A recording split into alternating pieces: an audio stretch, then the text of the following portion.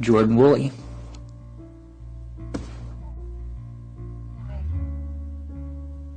Today I was given an assignment in school that questioned my faith and told me that God was not real. Our teacher had started off saying that the assignment had been given problems all day, and we were asked to take a poll to say whether God is fact, opinion, or a myth. And she told anyone who said that a fact or opinion was wrong and that God is only a myth. And she started saying, telling kids that they were completely wrong, and that when kids would argue, she had told them that we would get in trouble, and whenever we asked why we were led to believe that he was true if he is untrue, she told us to ask our pastors. When I tried to argue, she told me to prove it, and I tried to reference things such as the Bible and stories that I've read before from people that have died and went to heaven but have come back and told their stories. And she told me that both were just things that people were doing to get attention. And I know that it wasn't just me who was affected by it. My friend, she went home and she started crying. And she was actually supposed to come with me, but she didn't think she could. So my friend, she turned in her paper, and she had still put that God was a fact and to be true. And my teacher crossed the answer out several times, telling her that it was completely wrong. And one of my other friends, she got really upset and she started arguing with the teacher, and the teacher got mad, and my friend, she wound up slamming everything off of her desk because she got really aggravated with the whole issue.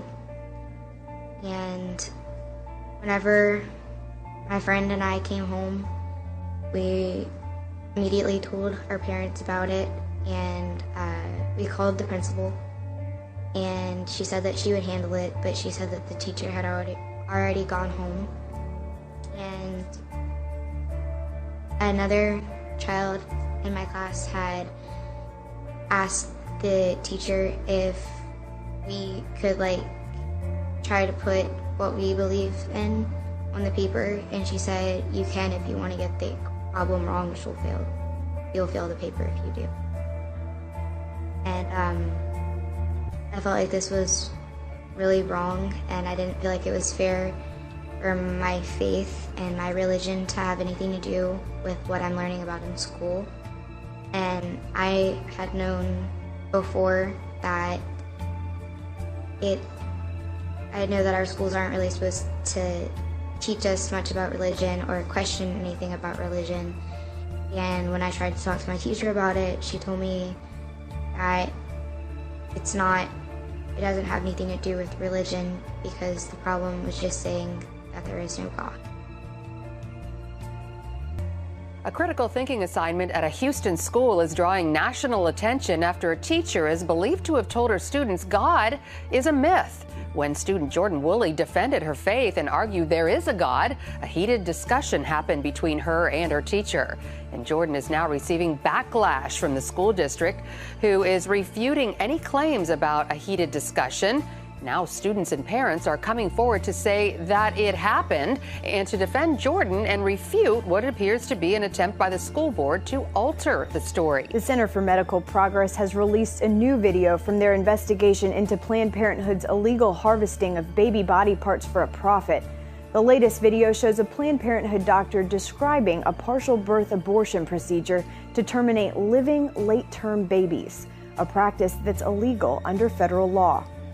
So usually what I do is if it's a breech presentation, I'll remove the extremities first, the lower extremities, and then go for the spine and sort of break it down that way.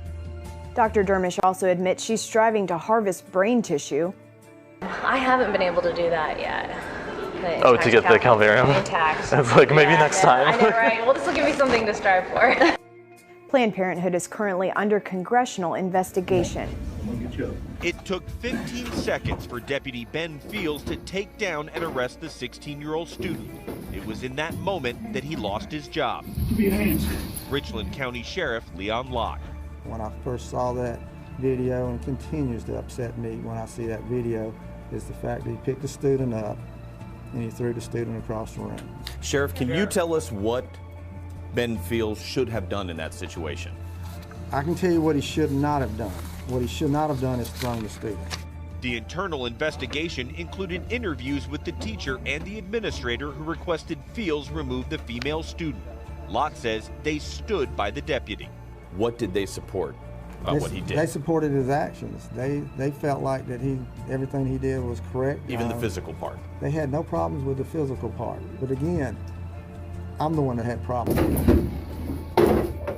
Well, it was initially shock and disbelief, and then, as with many people who have seen it, outrage. I think one concern is that this not just be regarded as a one-off incident, a rogue officer. It's really necessary that we look into the institutions that are behind this and into the way school discipline is handled in our state. An attorney for Ben Fields released a statement saying he believes his actions were both legal and professional. But Scott, there are a growing number of parents in this community who think Fields should be arrested and charged with assault. And to another breaking headline late today, word there will be no state criminal charges after an unarmed teenager on a first date was shot and killed by a police officer. This is the teenager his family outraged tonight, and for the first time, authorities have now released the video from that fast food parking lot. You can see the images, the moments right before the officer opens fire. Investigators revealing what they believe happened and why they believe the shooting was justified. The young couple was sitting in the car after buying ice cream on a first date. It all goes down in seconds following a sting in which undercover police allegedly sell drugs to a woman riding in this car with 19-year-old Zachary Hammond. Seneca, South Carolina police officer Mark Tiller, with his handgun drawn, tries to make an arrest, briefly stepping in front of Hammond's car.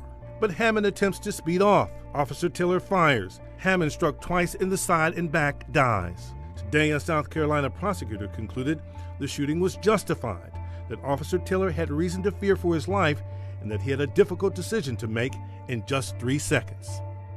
But tonight, a Justice Department investigation continues, so federal charges could still be brought. Hammond's parents say he was shot after his car had passed the officer. They are suing, claiming the officer's life was not truly in danger. David? And Pierre, what about the young woman in the car, the boy's date? David, she was charged with marijuana possession, but remarkably, she was not hurt. Police in London have released this terrifying CCTV footage of a man grabbing a woman from behind as she tried to open her front door before he sexually assaulted her. It happened on Monday, the 26th of October at around 8:15 p.m. at Rosebery Road in Clapham as the victim, who's in her 20s, arrived home. The man can be seen creeping up behind the victim and pulling her to the ground as she was on her own doorstep. He then fled the scene after being disturbed. Metropolitan Police have also released a still image of the attacker in the hope of identifying who he is. It's thought this attack could be connected to 7 other sexual assaults in the area, including 2 other incidents on the same night as this footage was taken. Lambeth Police are now advising women to remain vigilant when travelling at night and ask anyone who may have any information about the attacks or the man in the footage to contact police. A dress and stilettos, 2 things you wouldn't normally associate with a running race.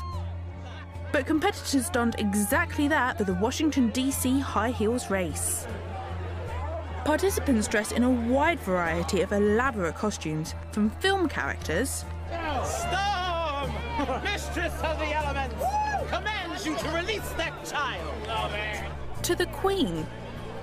Despite the weather being forecast to quite literally rain on the parade, a huge crowd gathered to watch the 29th annual race. As the competition grows in popularity, organisers and contestants say the number of straight people participating has increased. A friend of mine won the first one years ago. He lives in Lauderdale now, and it was strictly a bar activity then. And then early on, it was just gay people, and then it really has broadened to the whole community. But who came first? With a time of just 41 seconds, the race was won by Tosha Salad, heels and all. This is a moral issue, and if the body of Christ does not vote and speak out, we are gone in the 21st century. Dr. Ed Young and other Houston pastors are urging Christian voters to defeat an LGBT ordinance that would undermine religious liberty. The city's lesbian mayor says it's all about non-discrimination, but the pastors say not so. We are being discriminated against in our judgment, not the other way around. It's saying we're doing this to stop discrimination. We're doing this to help all sorts of people. But inside of this ordinance, this is the thing, inside this ordinance, there's a big lie, there's a danger. The danger, no protection for people of faith because sexual liberty would trump religious liberty. First Amendment scholar Robin Fretwell Wilson explains. That baker is going to have to bake a cake for the same-sex couple. It's a troubling prospect for Christian wedding vendors here, like Baker Jesus Guerrero. If you're comfortable doing something, we shouldn't be forced to have, to make a wedding cake that we're not comfortable with. Other business owners oppose the ordinance because of its language on gender identity. It would permit men and women to use whatever public bathroom they choose. Ed Hendy owns a high-end steakhouse and says Houston did a poor job writing the law. It imposes criminal fines and punishments on me, the business owner, if I don't allow a person of one gender to go into the other person's bathroom. This showdown began when council members approved the ordinance last year.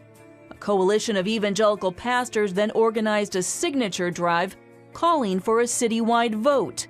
The administration rejected those signatures, then even subpoenaed sermons when the pastors sued for a spot on the ballot. The money trail reveals the national significance of this fight. LGBT supporters have raised well over $1 million, with most of it coming from out of state. This is a political movement that is well organized, well funded. Dr. Stephen Hotze is fundraising to defeat the ordinance. He fears what could happen if the flood of LGBT dollars succeeds.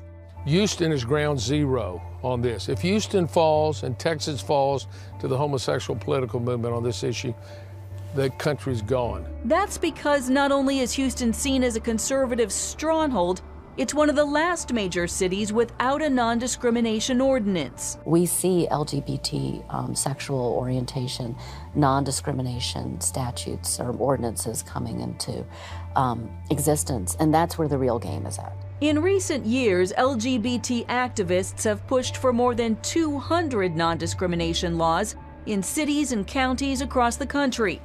In most cases, they provide protection for sexual minorities while quietly stripping away protections for people of faith.